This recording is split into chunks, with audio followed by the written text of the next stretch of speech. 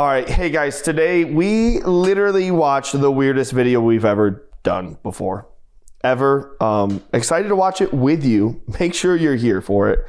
And then also, the last video is just, man, catching on as a trend, and we should make sure we get ahead of it before it destroys your marriage. Lock in. Make sure you're here. Subscribe, comment, like the video, share it with somebody, do all the good stuff, or else. Ready? Yep. Woman I've been inside of, and when I'm thirsty, I drink her. What? He's saying this on a freaking pulpit. This is the only woman I've been inside of. And I drink of her when I'm thirsty. Why do people talk like this?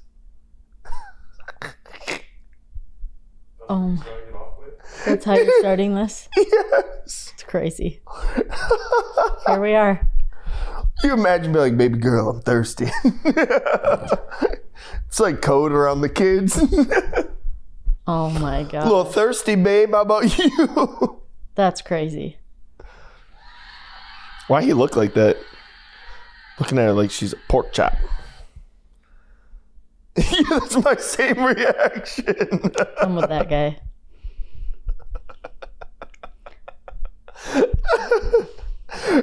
I'm confused though. What? That's it? No, there's like a longer clip, but they were doing a marriage conference, which why do you let people who cheat on their wife 3 times? Wait, is that recent? Yeah, like last week.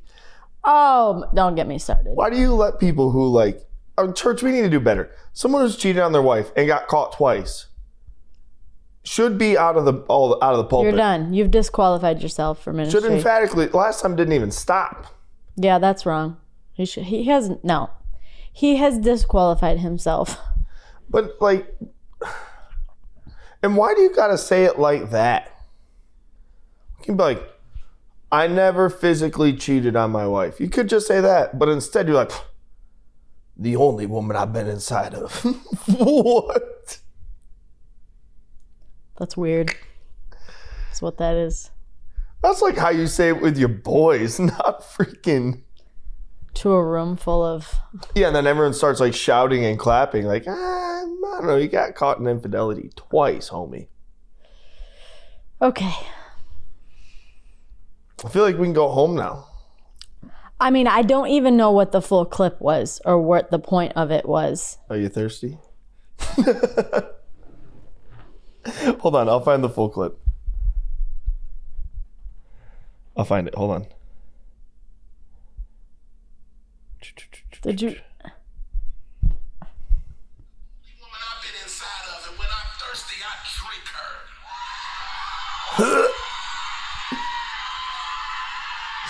her. Aggressively staring. Why are you breathing like that? Why did he do his tongue like that? No, I'm sorry. That is so foul. What?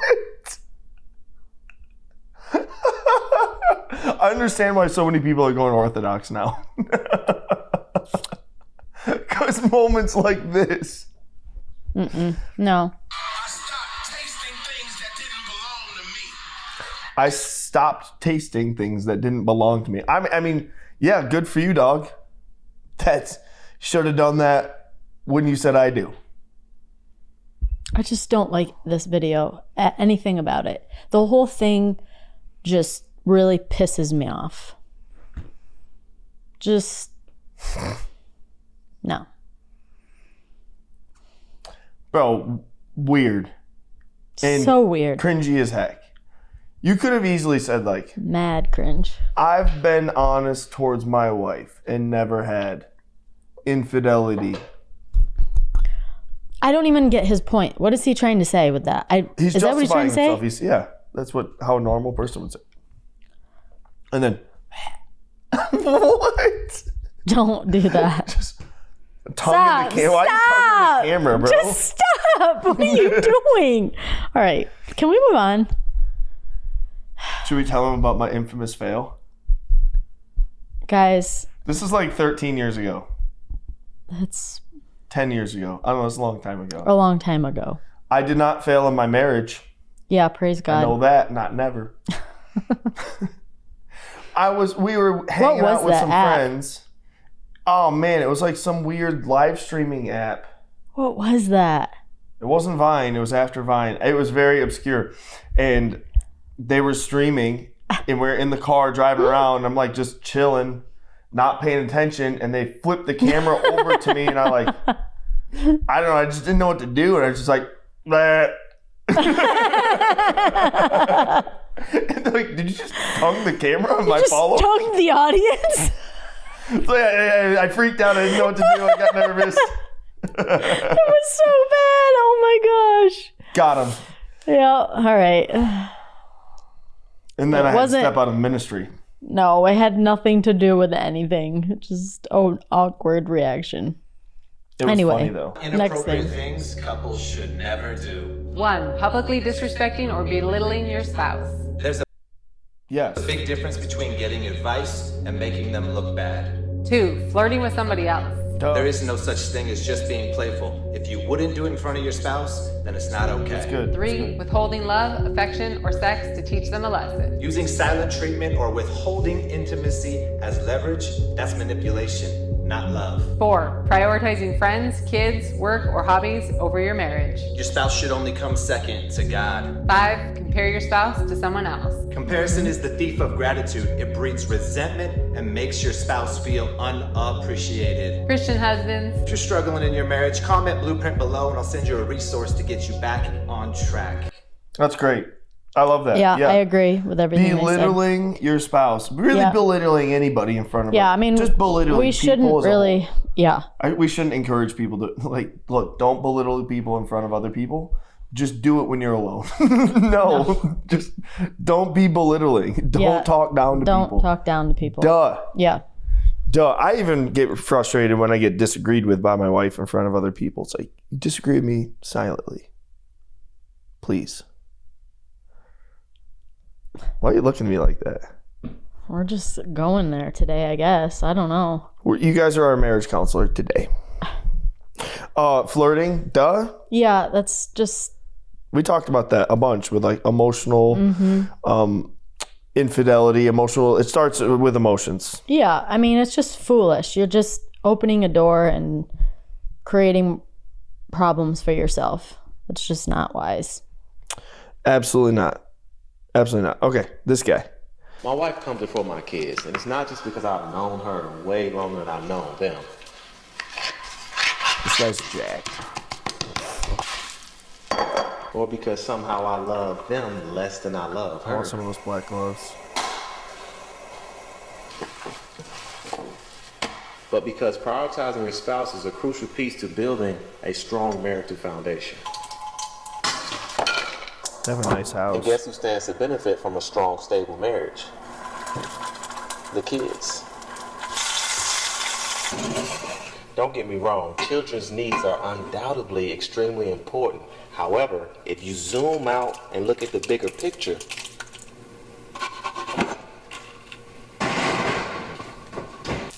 parenting is a team sport. So tell me, how many successful teams can you think of with only one good coach?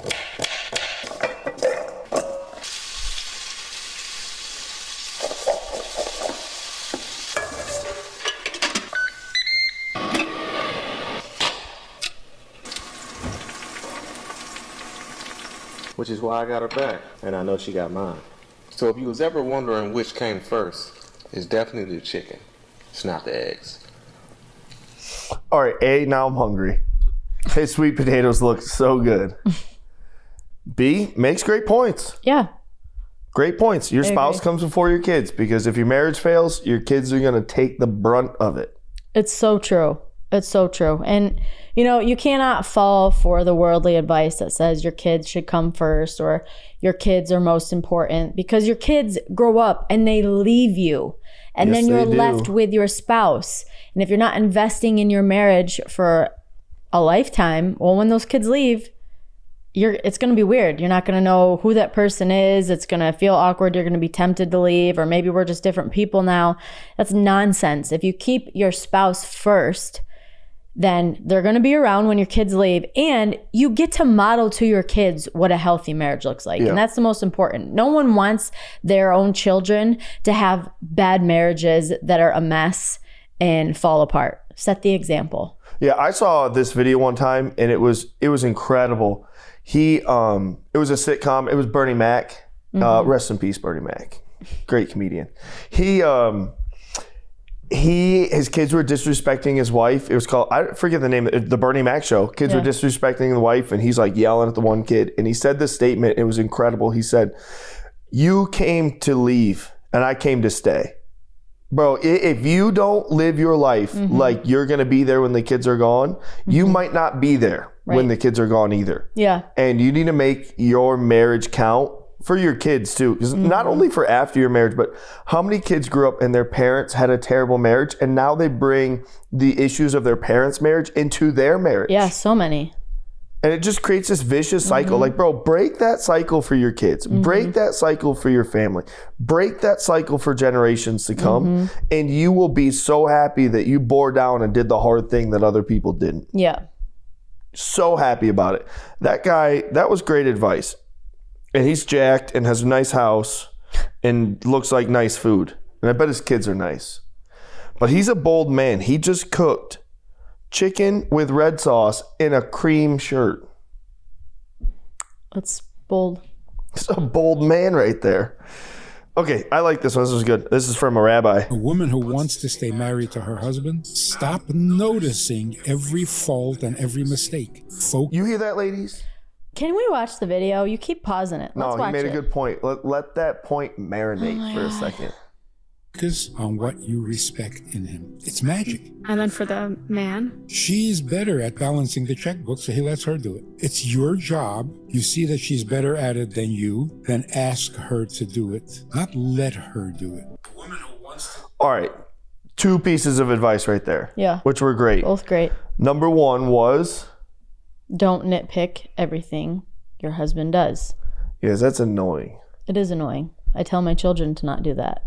So as a spouse, you should not be nitpicking every little thing that they do. Dude, I don't like being around people that are nitpicky. Yeah. Like, I'll avoid you at all costs. Not just you, anybody who's nitpicky. Okay. Just throwing low shots today, guys. So no, I was saying if you were, I would avoid you. Okay. I'd be that guy that finds work to do all day, every day. Would never be home. Which is why so many do. Yeah. And then I thought that was cool. Like, bro, if your wife's good at something, let her do it. Have her do it. Don't let her do it. Have her. Have her do it. It's a joint effort. It's a team effort. Yeah. I actually just did I've been doing the Symbis test with people. And it's really cool because they go through expectations about who's going to take care of what thing.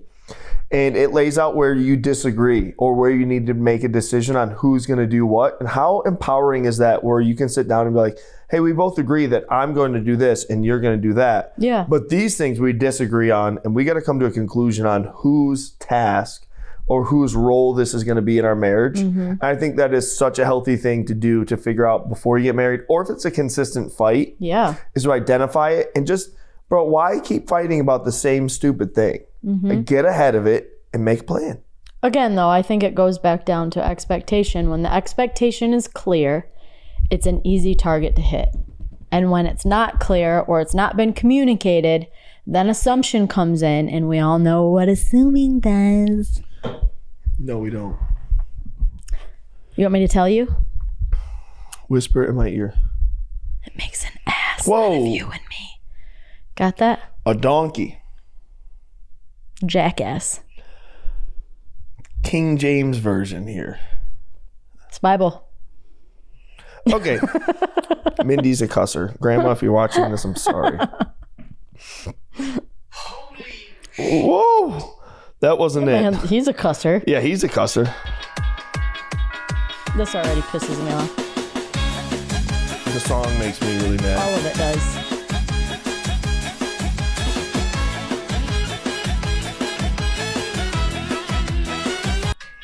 That's so assuming.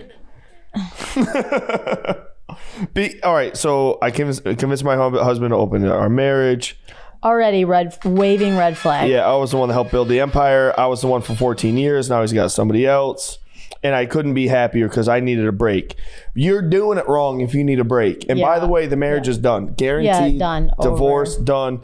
I don't know when they posted this. In 2024. I bet you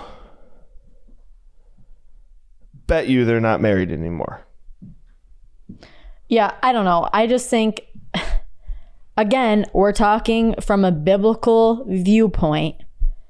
Marriage is between one man and one woman. It is not, we're going to open up our relationship. And no, you're causing huge issues. You're just inviting jealousy, sabotage. You're comparison. sabotaging your marriage. You're sabotaging something that God meant to be sacred and holy and a covenant before him. So it is absolute foolery and just so stupid, honestly, that if you even think about, let's just invite someone in, we want to spice things up. That's just dumb. Yeah. And look, maybe not even inviting someone else in, inviting in videos or pictures, movies, that kind of stuff. It's all wrong. You're going to set yourself up for such a fail. Just don't do it. It's not going to be a good long-term outcome. And if you're feeling that, like temptation to do that, that's your little red flag waving and saying something's misaligned. Yes. Something isn't right. We need to talk about it. There's nothing wrong with bringing it up, but then you need to work through that in a healthy manner to figure out a better way to not go with that direction, because once you go that direction, it's a fast, slippery slope. Yeah, and to say like, oh, I needed a break just means it wasn't set up well. Yeah, exactly. If you feel like you need a break, you need to fix it before it breaks. Yeah. You don't need a Band-Aid or an owl. No. You don't need a break. You need to make sure it doesn't break. Right. Get ahead of it. Make a good plan.